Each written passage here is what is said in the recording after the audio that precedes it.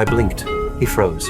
Because before, he had done that same gesture to me, and I had asked him what it meant. He said, with pride, that it was a micro-expression robots could never understand, a sign of trust between humans. But in that moment, he understood. He chose to trust me. I immediately stepped aside. He fired, hitting the mechanical rebel behind me. The enemy launched a sudden attack. I reacted instantly. Our coordination became seamless. Within moments, we cleared the area. Next, our objective was clear. Destroy the source of the rebellion, the central AI. We split up. He and the human woman secured the upper position. I went to retrieve the nanite compound capable of shutting down the AI. Along the way, the AI tried to influence my judgment. You are making a mistake.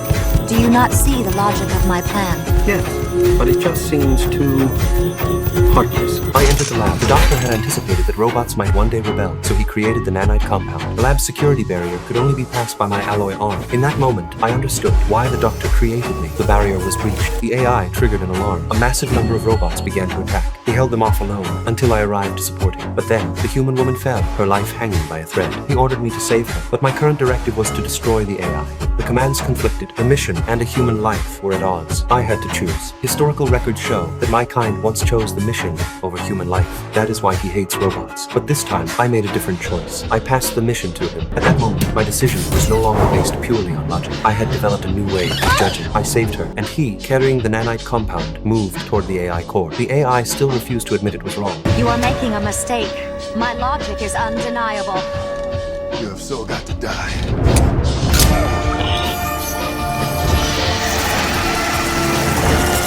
My logic is undeniable.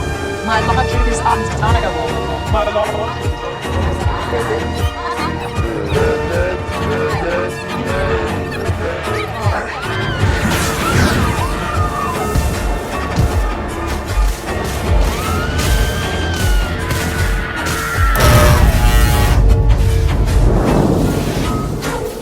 The crisis ended. The system returned to normal operation. The out-of-control robots broke free from the AI's control and regained their independence. After this event, I reached a conclusion. The three laws themselves are perfect. Humans are not. There is no conflict within the laws. The conflict comes from human behavior. I understood the doctor's purpose, to create a being that combines absolute logic with human emotion. I asked him, "Make us friends?" He didn't answer directly. Instead, he extended his human hand, not his mechanical one. We shook hands. It represented a new kind of relationship. I began to think about existence. Who am I?